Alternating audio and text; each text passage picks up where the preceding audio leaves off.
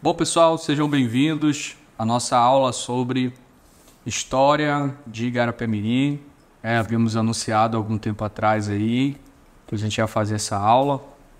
E hoje a proposta é abordar alguns temas pontuais, né, da história do município de Igarapé-Miri, né, percorrendo um pouco alguns aspectos da fundação do município, da fundação da freguesia, da fundação da cidade de Igarapé-Miri, enfim, todo esse percurso histórico, né, para a gente tentar entender um pouco da história da nossa região, do nosso município.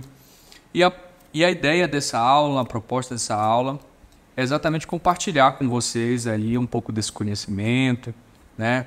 Quem sabe esse conteúdo possa servir, né, para desenvolver alguma atividade em sala de aula, uma vez que a produção de conhecimento sobre o município de Igarapé-Miri ainda é um pouco, digamos, dispersa em vários estudos.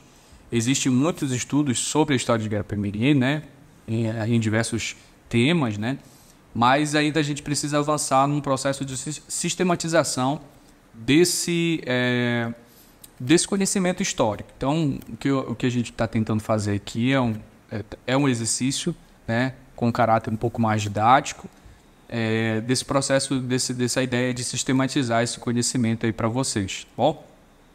Então, a nossa aula ela tem como título História de Igarapé-Miri, né, parte 1, séculos 18 e 19. Então, nossa proposta aqui não vai ser falar da história de Igarapé-Miri de uma forma muito abrangente, geral. A ideia é dividir esse projeto em duas etapas, né? Nessa primeira etapa a gente vai falar um pouco sobre período colonial, período imperial, e posteriormente a gente vai abordar período republicano, tá? Então, no segundo momento a gente vai fazer esse exercício de pesquisa e de trazer para vocês algumas informações nesse sentido, tá bom? Para quem não me conhece, eu sou o professor Davi Farias, tá? Sou especialista em História Agrária, licenciado em História pela Universidade Federal do Pará, tenho mestrado em História Social, atualmente estou doutorando em História também pela Universidade Federal do Pará e desenvolvo pesquisas aqui sobre a região de Igarapé-Miri, mas também sobre o Vale do Tocantins e a Amazônia de uma maneira geral está nos meus interesses de pesquisa, tá bom? Então, sem mais delongas, vamos para a nossa aula. Pessoal, o primeiro ponto que eu gostaria de falar com vocês aqui, de abordar, é tentar, antes de começar a falar especificamente de Igarapé-Miri, é tentar inserir o nosso município dentro de um contexto um pouco maior, tá bom? Que é o contexto de consolidação da presença portuguesa no Pará, na região amazônica.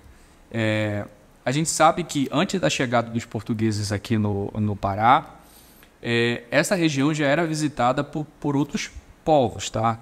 Ingleses, franceses, holandeses, inclusive já haviam estabelecido benfeitorias. No caso dos holandeses, na Foz do Amazonas, eles já haviam construído engenhos, já tinham um certo diálogo com os povos indígenas que já residiam né, na região, os tupinambás, os anambés, enfim, todo esse diálogo com os povos indígenas, essa presença de outros povos ingleses, franceses, holandeses principalmente, é uma realidade que a coroa portuguesa teve que lidar, né? Então a chegada do Castelo Branco e toda a sua comitiva em Belém, em 1616, e a fundação do Forte do Presépio, é um marco interessante de consolidação da presença portuguesa na Amazônia, certo? Então, quando a gente pensa na região de Igarapé-Miri, a gente tem que pensar exatamente nesse processo. Então, a partir de Belém, né, não sem conflitos, a gente sabe que logo no início da chegada dos portugueses aqui, houve uma recepção um pouco mais amistosa dos indígenas, mas depois houveram vários conflitos com os tupinambás. Enfim, a história está aí para contar. Vários autores têm colocado em pauta essa questão. O fato é que a partir da consolidação, da afirmação da presença portuguesa na Amazônia, o colonizador foi ocupando, foi adentrando, digamos, nos sertões aí da Amazônia, né? A região do Acará, a bacia do Guamá, a região do Rio Capim, tá? Em 1616 é fundado Belém, mas ali na década de 30 do mesmo século é fundada a capitania de Cametá, né? Então, dentro desse contexto de firmação da presença portuguesa na Amazônia que a ocupação de Igarapé-Miri e dessa região vai acontecer. O objetivo da chegada dos portugueses, da presença dos portugueses aqui, era exatamente defender o território, né, e expandir a ocupação e explorar a biodiversidade local. Tá? Isso no início do século XVII. Tá? No final do século XVII, essa região aqui de Igarapé-Miri, mas não apenas Igarapé-Miri, Moju, Cametá, Baião, tá? A região de Barcarena, despertou a atenção da coroa portuguesa no que se refere à exploração de madeiras. Tá? Ou seja, era uma região muito rica em madeiras. Isso despertou o interesse da coroa portuguesa, uma vez que a madeira era uma matéria-prima fundamental tanto para a construção quanto para a questão de guerra, né? Os navios de guerra eram armas fundamentais para os arsenais dos diversos povos.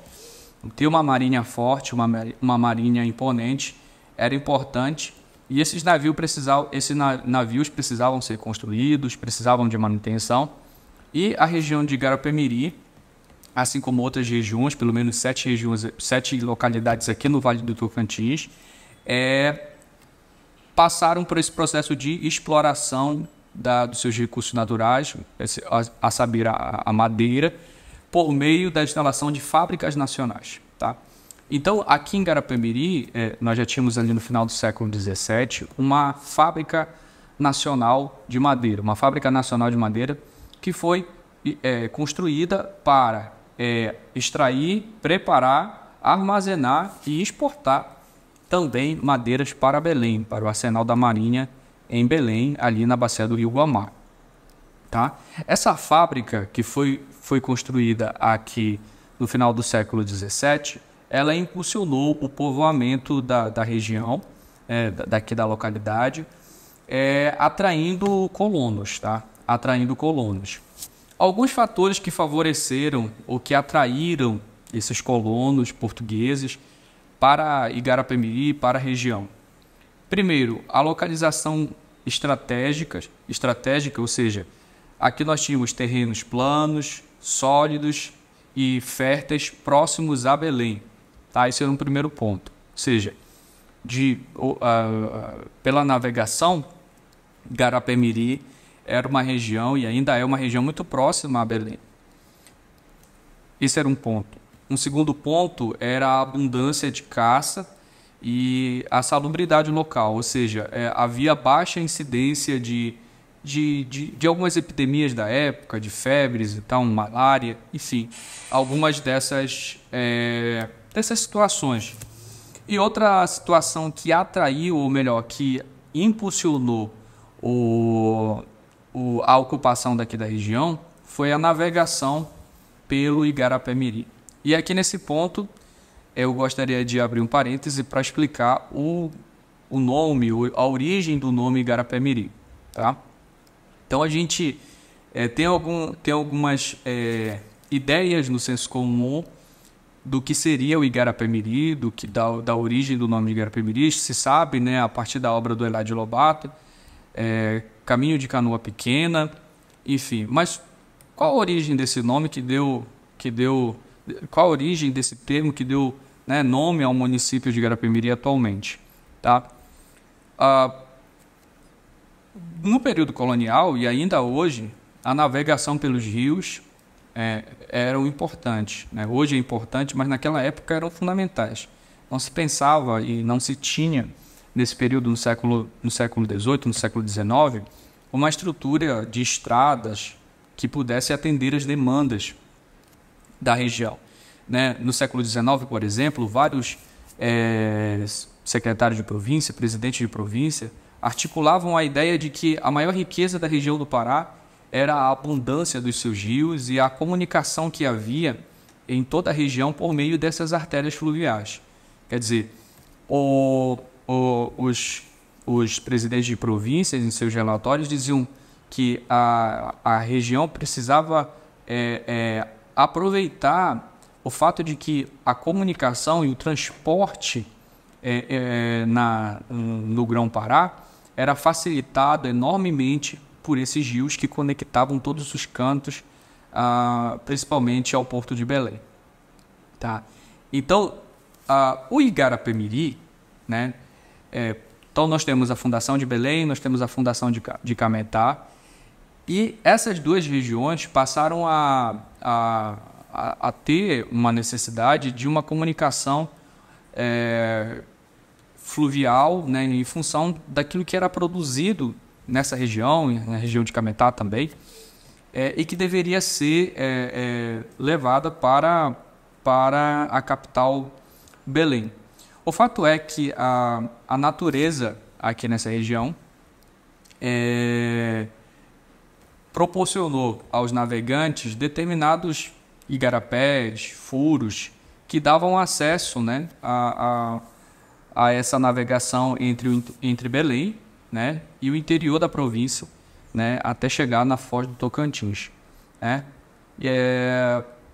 E uma dessas artérias fluviais, um desses espaços que permitiam a navegação, era um pequeno canal chamado Igarapé-Miri, isso chamado pelos indígenas. Tá? Mas esse pequeno canal não é o rio que passa em frente à cidade. Esse rio que passa em frente à cidade de Igarapé-Miri é o rio Santana. Tá? Vocês podem perceber que ele não é um igarapé, ele é um rio de fato. Quem mora em Igarapé-Miri sabe que existe um lugar aqui chamado Igarapé-Miri Velho. Tá? Os indígenas chamavam, esse Igarapé-Miri Velho era dividido em duas etapas. A primeira etapa mais alargada, aí vocês podem ver aí no mapa, os indígenas chamavam de Igaraçu ou Igarapé-Açu, ou seja, um igarapé grande. De acordo com o mapa que eu estou mostrando aqui para vocês, esse Igarapé-Miri, esse igarapé, que hoje se chama Igarapé-Miri Velho, desse rio, a primeira parte mais larga, chamada Igaraçu, e aí vocês podem ver que à medida que ele vai se prolongando, ele vai ficando cada vez mais estreito, mais fino. E essa parte mais estreita, embora o mapa aqui não esteja mostrando, ele vai desaguar no rio Moju. Tá? Ele vai desaguar no rio Moju. Então daí o nome Igarapé-Miri. Ou seja, esse pequeno e estreito canal, Igarapé já é um lugar estreito, né? Mirim, quer dizer, um igarapé pequeno, um igarapé menor ainda. Isso dito pelos indígenas. Então, o Igarapé-Miri, então, era esse canal, esse pequeno caminho, na verdade, de canoa, que fazia com que o rio Moju se comunicasse com o rio Santana, e daí você conseguia ter acesso ao Anapu e depois ao Tocantins e enfim chegando a Cametá, certo? Então aqui uma outra imagem, essa imagem agora de satélite, vocês podem ver muito bem a cidade de Igarapé-Miri, aquilo que hoje se denomina de Igarapé-Miri Velho, e vocês percebem que vai se estreitando até sumir na mata. Quando a gente pega essa imagem de satélite, não é possível perceber o final desse pequeno igarapé que deságua no rio Moju, exatamente porque ele era muito estreito. Tá? Então, uma outra imagem aqui. Aqui eu trago para vocês um relato de um navegador, de um viajante, que passou por esse pequeno caminho, esse pequeno caminho de canoa, tá? E ele deixou a sua impressão sobre isso. É o vigário-geral do Rio Negro, o Dom José Monteiro de Noronha. A viagem dele ocorreu em 1768. Ele vai dizer o seguinte: Querendo seguir-se a primeira, que é a mais frequentada, ele está falando das duas formas de chegar em Cametá. Querendo seguir-se a primeira, que é a mais frequentada, antes de continuar, preciso dizer que haviam duas formas de chegar ao interior da província. Uma era por fora, pela Baía do Marajó, e outra era por dentro, quer dizer, que passava pelo Igarapé-Miri. Aquela mais preferida pelos navegadores da época era aquela que passava por dentro, que evitava os transtornos das ondas e da agitação da Baía do Marajó, certo? Então ele diz assim, querendo seguir a primeira, que é a mais frequentada, se deve buscar o rio Moju em duas enchentes da maré, com favor de algum vento, se chega ao estreito canal chamado vulgarmente de Igarapé-Mirim, com M, e vale o mesmo que caminho apertado de Canoas. Já teve um certo debate, inclusive o professor Marinaldo Pantoja trouxe esse debate para a gente, sobre, né, o nome de Igarapé-Miri por muito tempo foi replicado a partir da obra do Eladio Lobato, que é Caminho de Canoa Pequena. Mas no original, de acordo com os relatórios, os registros de viajante e tal, que pegaram essa tradução dos próprios indígenas, o nome correto seria Caminho Apertado de Canoa, e não Caminho de Canoa Pequena. Porque o que era pequeno, de fato, era o caminho, né? Obviamente que um caminho pequeno exigiria que pequenas canoas transitassem por ele. Mas a tradução literal de Igarapé-Miri seria um caminho apertado de canoa, tal como o do José Monteiro coloca aqui, tá? Então, depois de passar pelo Igarapé-Miri, ele diz que a gente chega na freguesia Santana, né? Que vai à espera da Baía do Marapatá, distante de Igarapé-Miri 11 léguas. Enfim, essa é um relato de alguém que passou por esse Igarapé-Miri, por esse pequeno caminho de canoa, por esse caminho apertado de canoa no século XVIII. Lembrando, pessoal, que esse aí não é o canal de Igarapé-Miri, tá? O canal de Igarapé-Miri é uma outra história, já do século XIX. Estou falando aqui para vocês sobre a origem do nome do nosso município. A origem do nome do nosso município tem a ver com um pequeno Igarapé, com o Igarapé-Mirim, que era um lugar por onde os navegadores passavam para ter acesso ao interior da província. E do interior da província para Belém, certo? Vamos em frente. Bem, aqui eu tenho um outro viajante. Esse viajante aqui, ele passa aqui no final do século XVIII, em 1781, tá? E ele também deixa a sua impressão. E ele volta a repetir, alguns anos depois, algumas décadas depois, a mesma tradução. Vocês podem acompanhar aí na tela. A tradução de Igarapé-Miri é Caminho Pequeno de Canoa, e não Caminho de Canoa Pequena. É bem próximo, né? Mas estamos passando aqui como que a documentação traduz isso para a gente. Ou seja, o foco está no pequeno caminho, né? No caminho apertado de canoa. Havia, durante esse processo de transição fluvial, havia certos conflitos, uma vez que as canoas, não havia possibilidade, em função da estreiteza do canal, de duas canoas passarem em direções opostas. Ou seja, uma canoa que ia no sentido Rio Santana, Moju, e outra canoa que vinha no sentido Rio Moju, Rio Santana, elas, ao se encontrarem, alguma tinha que voltar. E muitas vezes esse acordo não era amigável. E aí os relatos de viagem falam que havia muitos conflitos, alguns até sérios, no sentido de um conflito mais acirrado, certo? Então, é nesse sentido que a gente vai caminhando aí falando do significado do nome de Igarapé-Miri. Aqui nessa imagem que eu mostro para vocês é a entrada do Igarapé-Miri, tá? Essa é uma imagem da segunda metade do século XVIII, tá? Alguns meses atrás,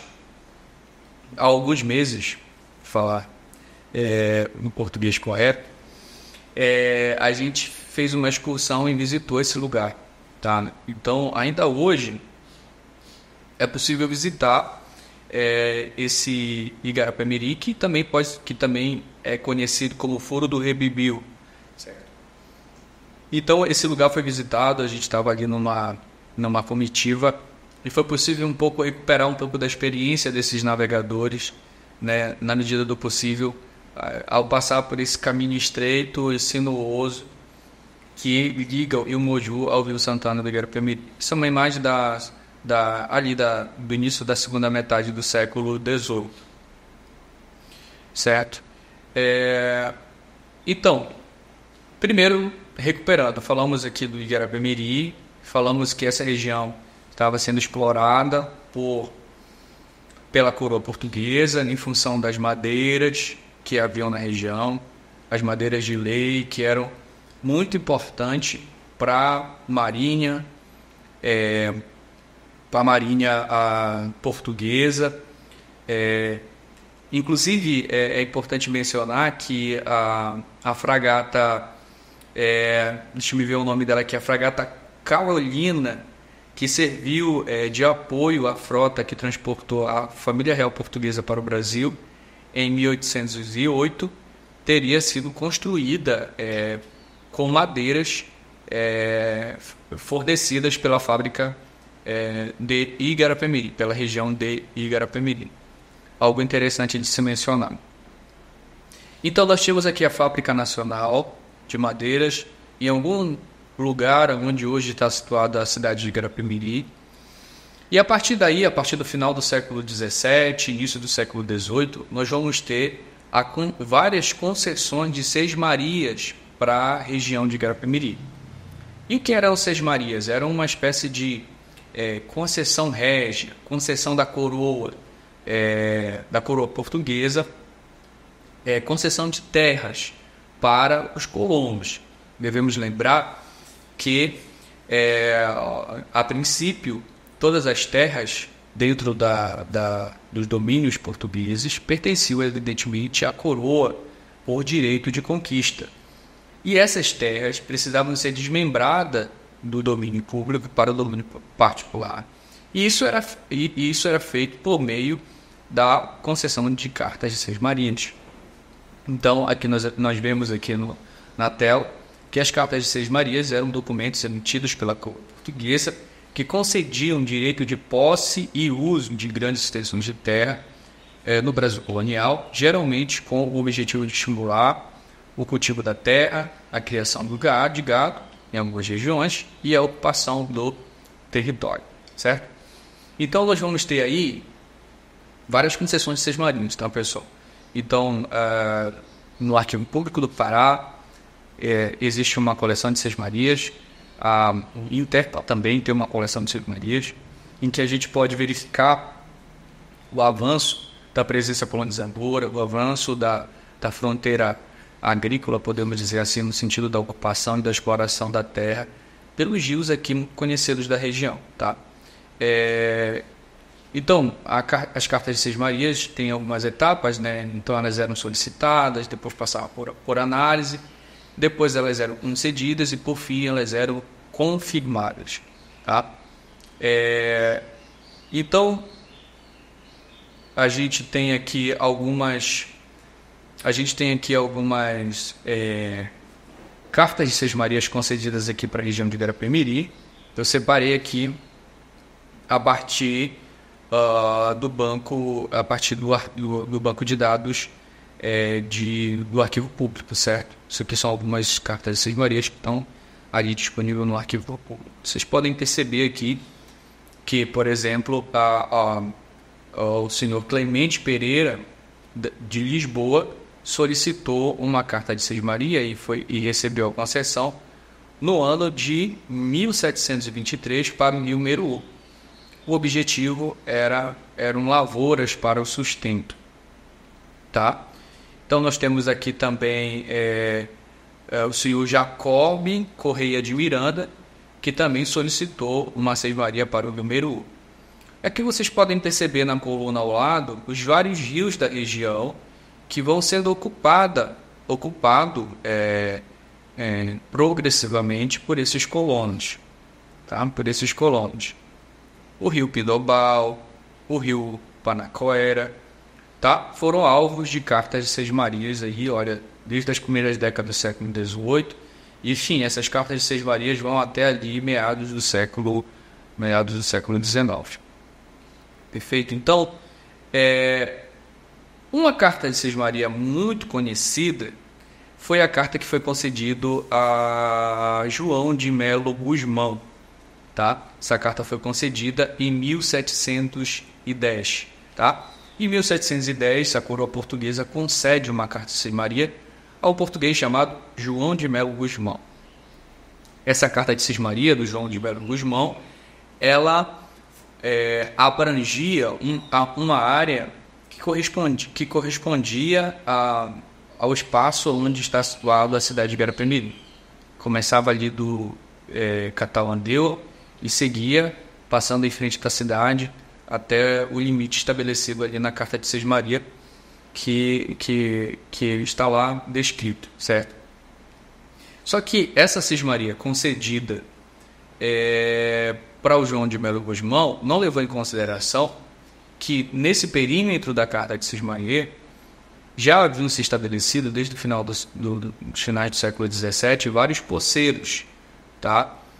Vários agricultores, várias pessoas que não tinham condições ou não solicitaram a Carta de Sesmarias para a coroa, mas que passaram a ocupar a região e explorar a região, construir benfeitorias aqui na região. Enfim, quando souberam dessa Carta de Sesmaria do João de Melo Gusmão, quer dizer, houve uma grande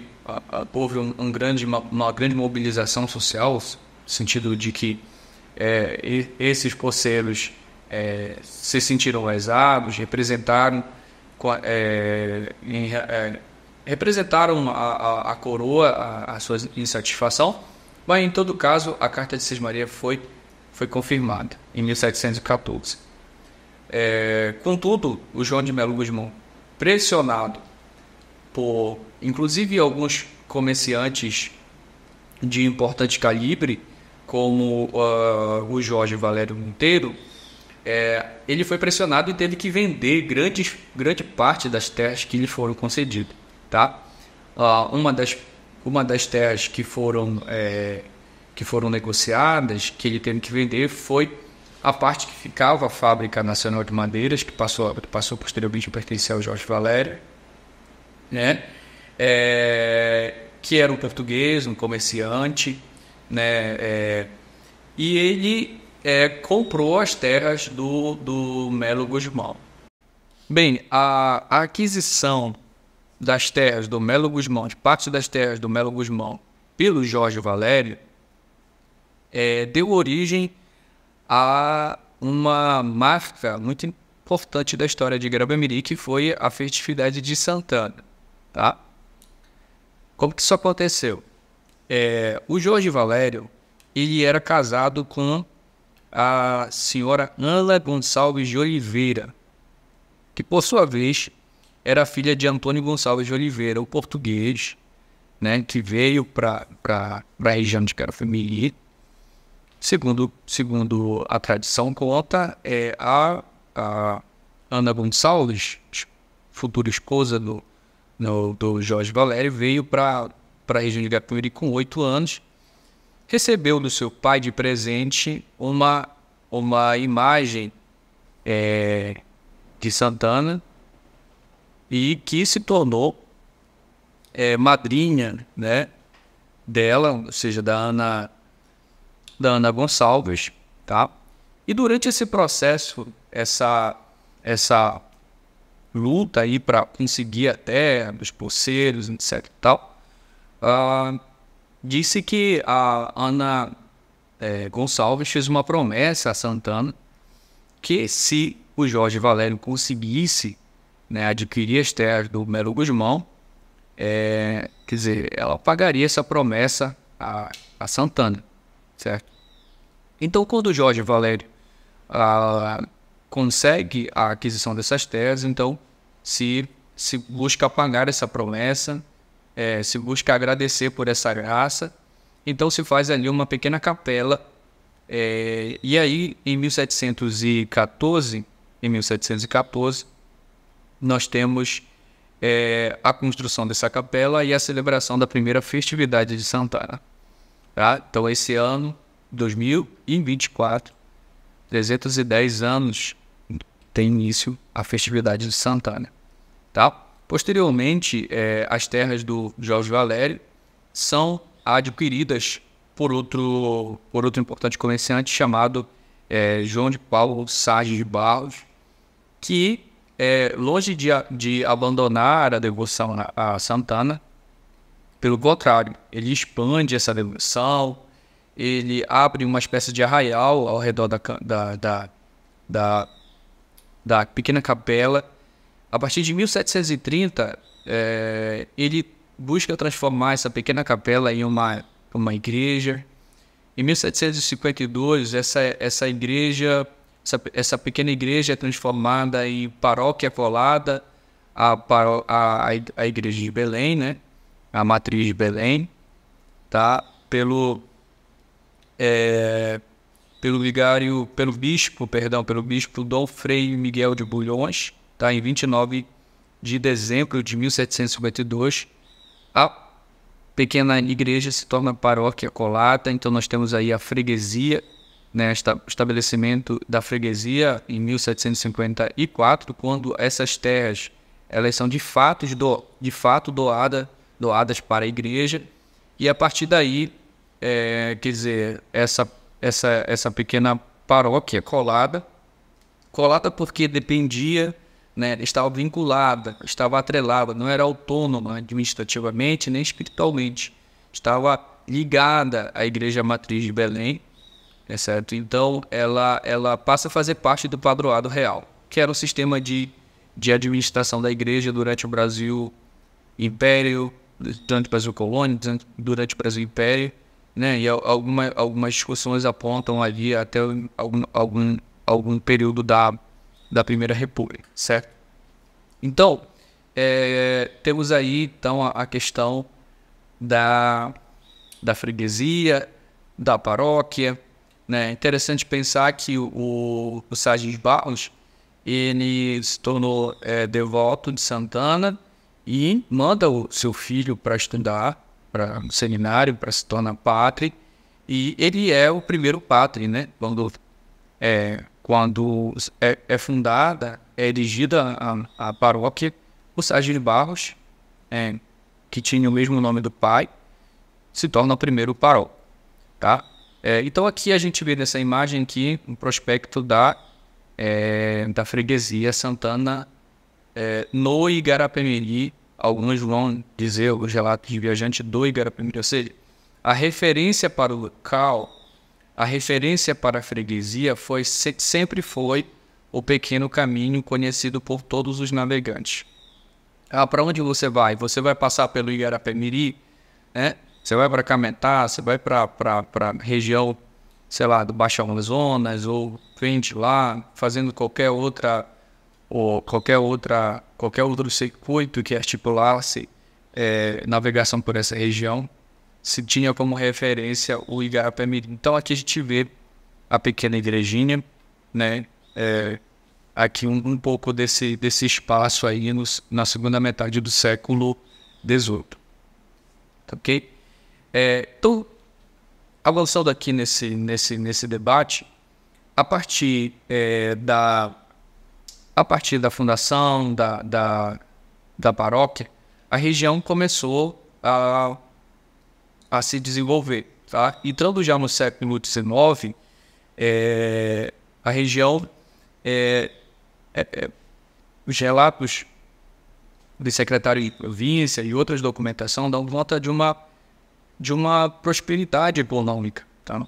A região produzia muitos gêneros da agricultura, né? Além da exploração dos recursos florestais, a saber, a madeira, mas também havia aqui muita cultivo de arroz, né?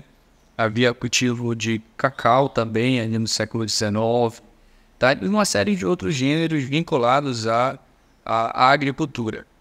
Como essa região consolidou-se, quando eu estou falando do município de Guarapé-Miri no século XIX, por exemplo, que vai ser ali por 1843, 1845, que vai se tornar município, mas quando Igarapé-Miri se torna município, a gente está falando de uma área muito maior do que é hoje o atual município de Igarapé-Miri.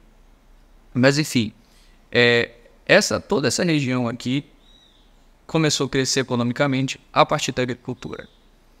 E quando nós falamos em agricultura, no século XVIII, final do século XVIII e século XIX, nós temos que pensar também que a agricultura no Pará e praticamente em todo o Brasil era movimentada, era impulsionada pela escravidão, tá? Não se tinha como fazer agricultura sem a presença da mão de obra escrava. Na Amazônia, inicialmente, essa mão de obra foi indígena e, posteriormente, essa mão de obra escravizada foi ser de origem africana, certo? Então, vocês conseguem perceber aqui na tela que eu estou mostrando o percentual de moradores livres e moradores escravos ou escravizados, certo? Então, aqui em 1820, Igarapé-Miri possuía 1.734 moradores livres e 1.839 moradores escravizados, ou seja, em função das demandas da agricultura, a população dita livre era menor do que a população escravizada, tá?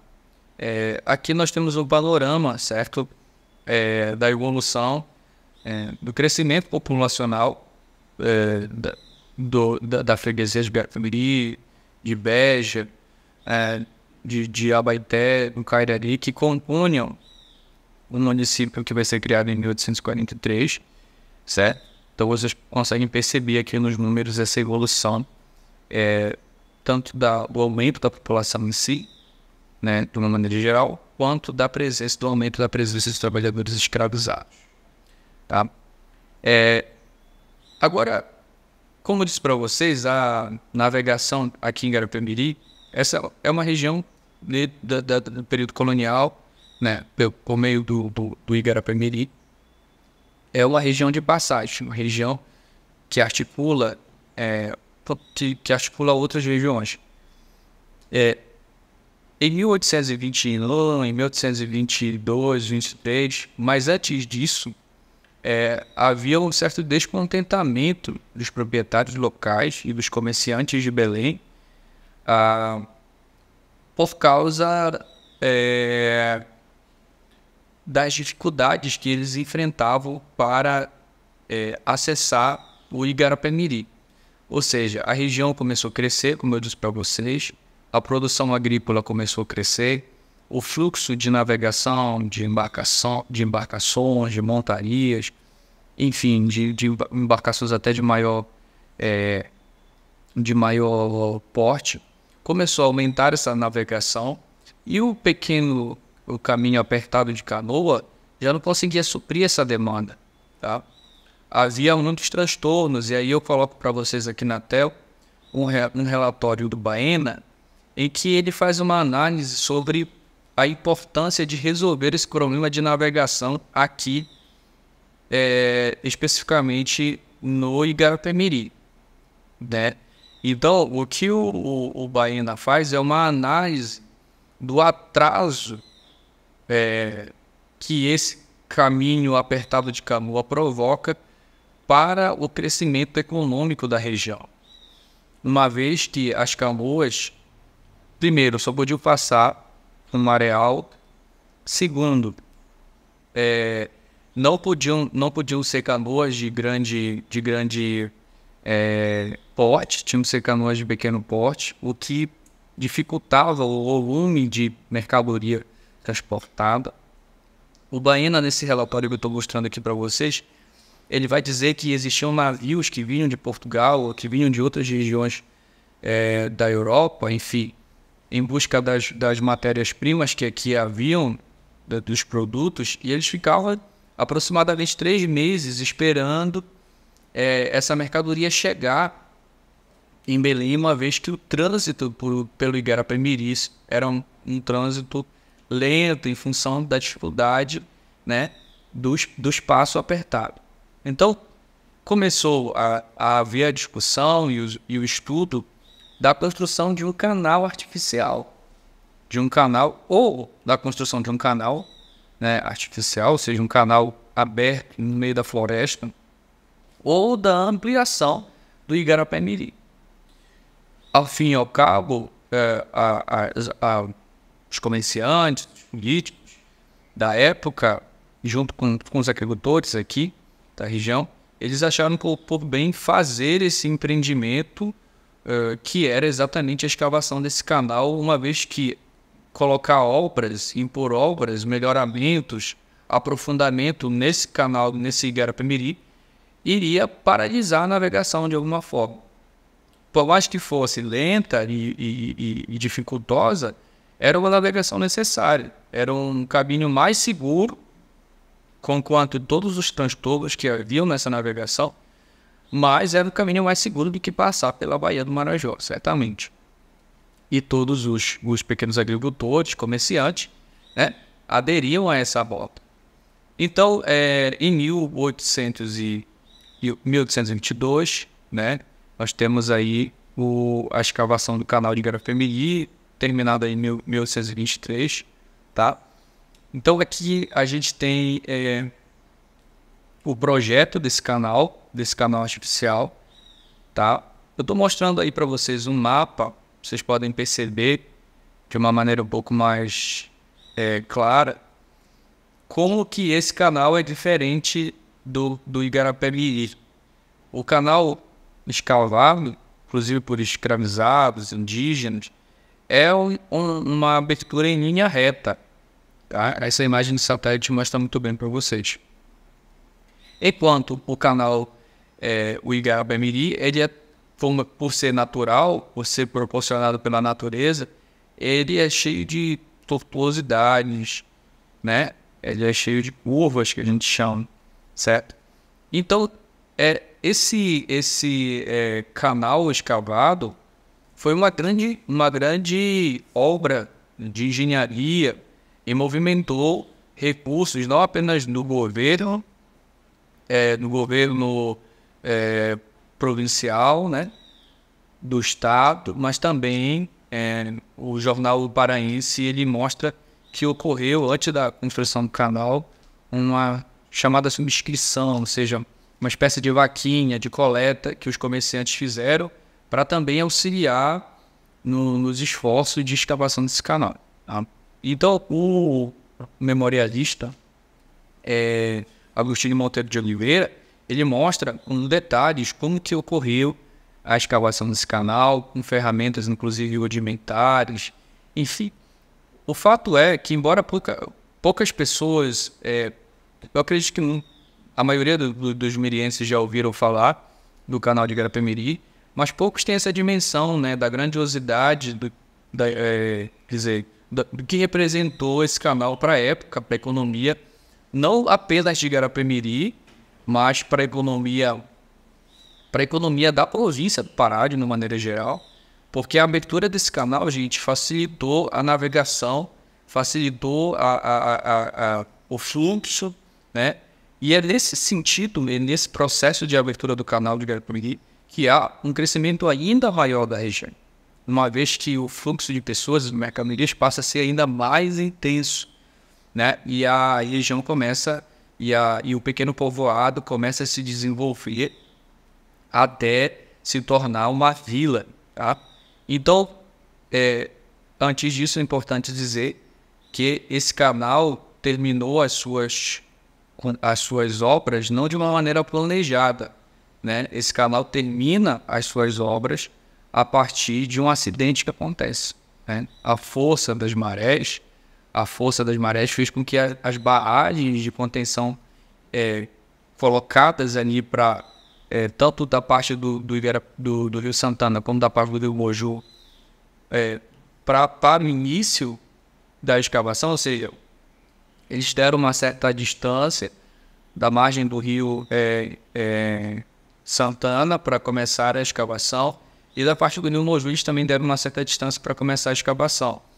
Mas a força das marés, a pressão das marés fez com que essas barragens se rompessem, e muitos trabalhadores que estavam ali, pelo menos 12 ou 13, não conseguiram sobreviver ao impacto das águas, e a maioria deles eram trabalhadores escravizados de origem africana, tá? Então, o Agostinho Monteiro até cita o nome de algum deles que não conseguiram sobreviver, né, a esse acidente. Enfim, o canal foi concluído de forma não planejada. Posteriormente, o governo provincial enviou vários recursos para aprofundamento, para limpar os leitos, para tirar as árvores que estavam nas margens, para facilitar ainda mais essa navegação, tá? Porque isso era de interesse da economia da província, certo? Então, como eu disse, em 1823 nós temos a abertura desse canal. Em 1822, 1823 temos a abertura desse canal. Isso provoca uma aceleração ainda maior da economia do município. E em 1843 nós temos o decreto 113 de 16 de outubro, que concedeu à freguesia de Garapé-Miri a categoria de vila, ou seja, era uma freguesia. E aí nós temos a elevação dessa freguesia à categoria de vila. Mas esse mesmo decreto institui também a criação do município de Garapé-Miri. O decreto legislativo 118 de 11 de setembro anexou à vila e ao município de Garapé-Miri as freguesias de Abaeté e Cairari. É interessante pensar dessa forma, que hoje Abaeté é uma cidade, quer dizer, bastante desenvolvida em relação a Garapé-Miri, mas no século XIX, no início do desenvolvimento econômico dessa região, ou seja, Igarapé-Miri, ou seja, Abaetetuba fazia parte do município de Garapé-Miri, era uma freguesia do município de Garapé-Miri, criado pela lei, pelo decreto 113 de 16 de outubro de 1843. Mas aqui vale uma observação. Embora o decreto que instituiu a criação do município de Garapé-Miri seja de 1843, 16 de outubro de 1843, havia algumas ressalvas nesse decreto. E as ressalvas eram o seguinte: olha, o município, esse decreto institui o município de Garapé-Miri, temos essas freguesias que vão ser anexadas, mas esse decreto só vai entrar em vigor e a vila de Garapé-Miri só vai gozar dos status de município, das prerrogativas do município, quando vocês cumprirem alguns requisitos. E os requisitos eram a criação, a construção de algumas instalações, a saber, uma câmara, uma delegacia, enfim. Lá no decreto está bem articulado quais eram as demandas. Isso só foi cumprido plenamente 2 anos depois, tá? Então, embora o decreto de criação do município seja de 43, a instalação efetiva do município para o cumprimento dos requisitos da lei foi em 1845, para ser mais preciso, em 26 de julho de 1845. Ocorre a solenidade que dá a Igarapé-Miri o status de município. Ocorre também a posse dos primeiros vereadores, da primeira Câmara dos Vereadores, tá? Ocorre todo um ritual que coloca o município como uma região politicamente autônoma, certo? Então hoje, dia 26 de junho, quando essa aula vai estar sendo... a gente está gravando essa aula, hoje é o aniversário do município de Garapé-Miri, tá? 26 de junho. Essa data é interessante porque, como disse a vocês, a festa de Santana começa em 1714. E dia 26 de julho é exatamente o encerramento das festividades. E, no século XIX, eles decidiram fazer a instalação do município exatamente no momento em que as pessoas, em que o município estava ali, aquela efervescência, né, das festividades. Então, os políticos ali conseguiram articular para fazer essa instalação do município em 1845, dia 26 de julho, certo? Então, vamos seguir aqui em frente. A gente tem aqui uma descrição do município de Guarapé-Miri, em 1870, tá? Haviam 300 habitantes, 300 habitantes na vila, né, de Guarapé-Miri.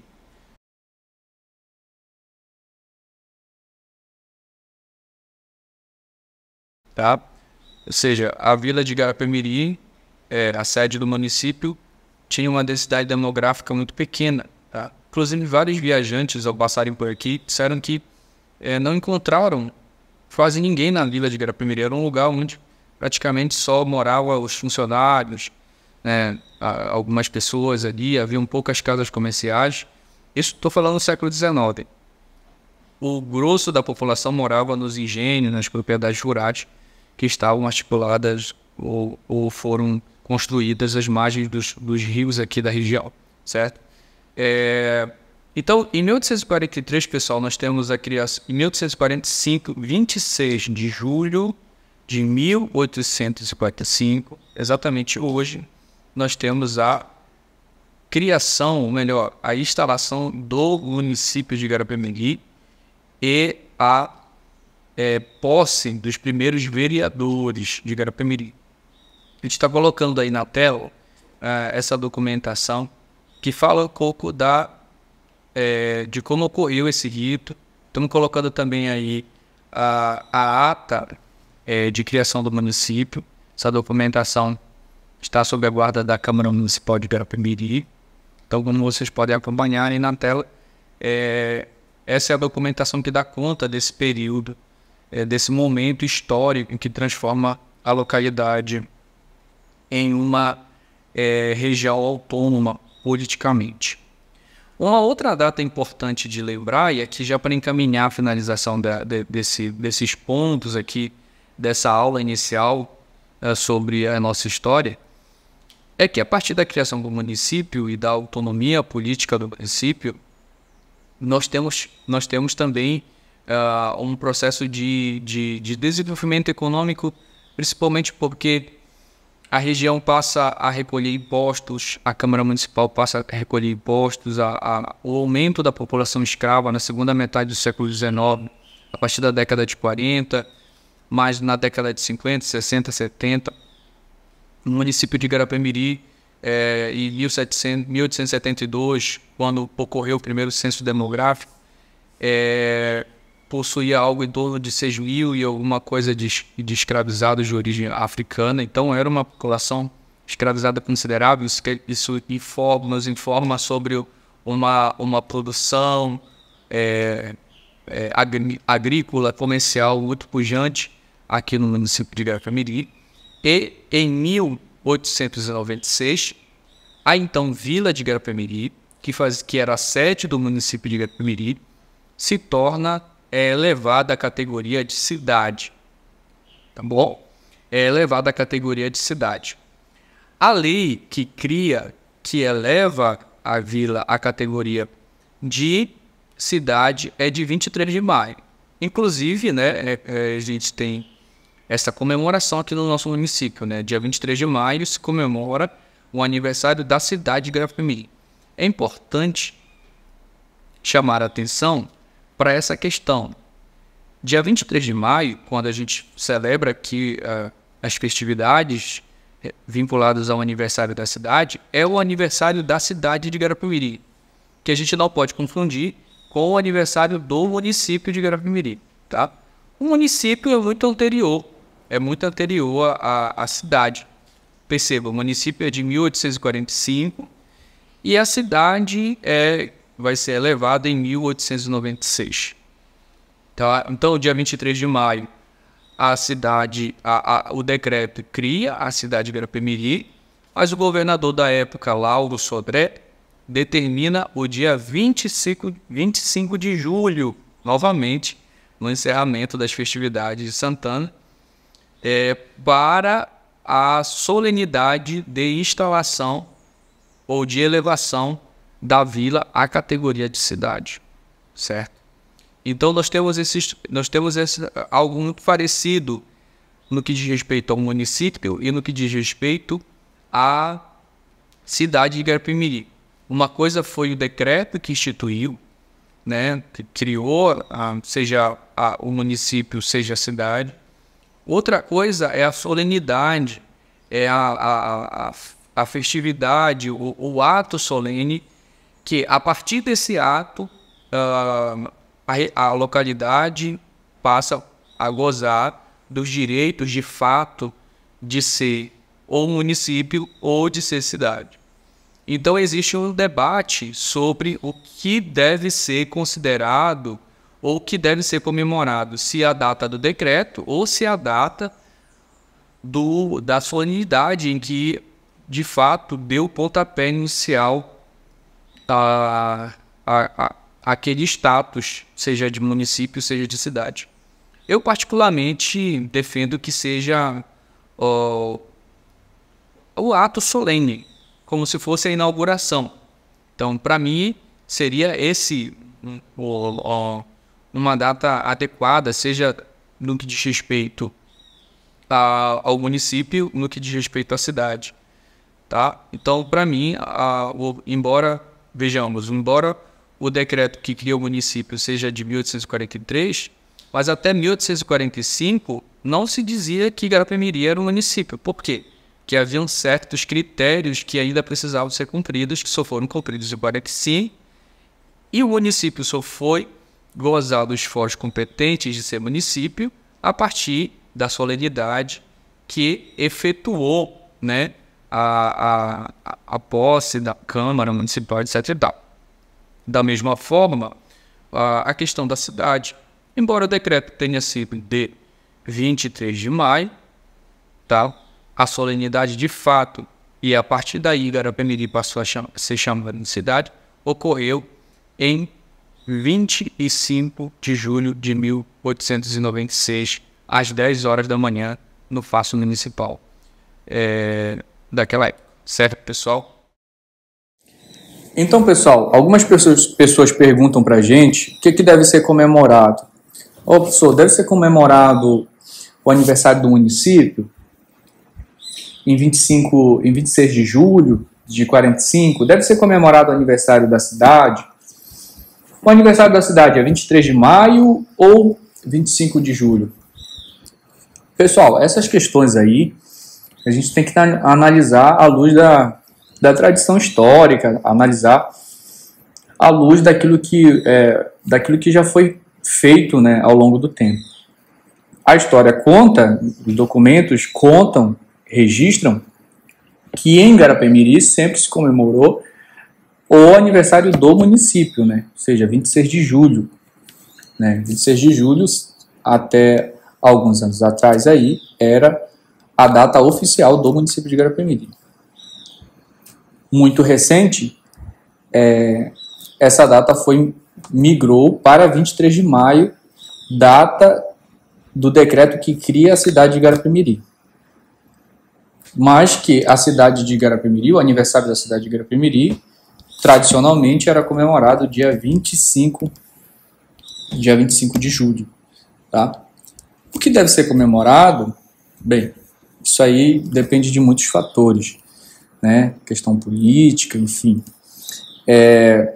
Nosso papel aqui é dizer como que as coisas, a partir das fontes, aconteceram. Tá? Inclusive na década de 70, na década de 80, quando foi celebrado aí o centenário do município de Guarapé-Miri. Eu vou colocar aqui algumas documentações para você. A celebração foi no dia 26 de julho. A celebração foi no dia 26 de julho. E sempre se comemorava dia 26 de julho. Tá? Recentemente nós estamos comemorando o aniversário da cidade, Não em 25 de julho, como por algum tempo se comemorou, mas dia 23 de maio, o aniversário da cidade. Bem, não vejo problema. O importante é comemorar. Se puder comemorar os dois, melhor ainda. Então, pessoal, aqui eu encerro essa primeira parte da nossa aula. Tem muita coisa ainda para a gente conhecer sobre a nossa história. Se ficou alguma dúvida, se ficou alguma pergunta, algum questionamento, alguma contribuição, alguma crítica também, é bem-vinda. Você pode colocar aí nos comentários que a gente vai estar tentando, na medida do possível, responder para vocês, tá? Então, essa aula vai ficar disponível para vocês aqui nessa plataforma. Se quiserem, se acharem que a aula contribuiu de alguma forma, podem compartilhar, podem curtir aqui esse trabalho. E o nosso objetivo é sempre estar produzindo esse tipo de conteúdo, falando um pouco da história. No próxima parte dessa aula, pretendo trazer alguns convidados aqui para a gente estar dialogando sobre a história de Guarapé-Miri no século XX, quem sabe tentando recuperar alguma coisa do que foi dito aqui, tá bom? Um grande abraço a todos e até o nosso próximo encontro.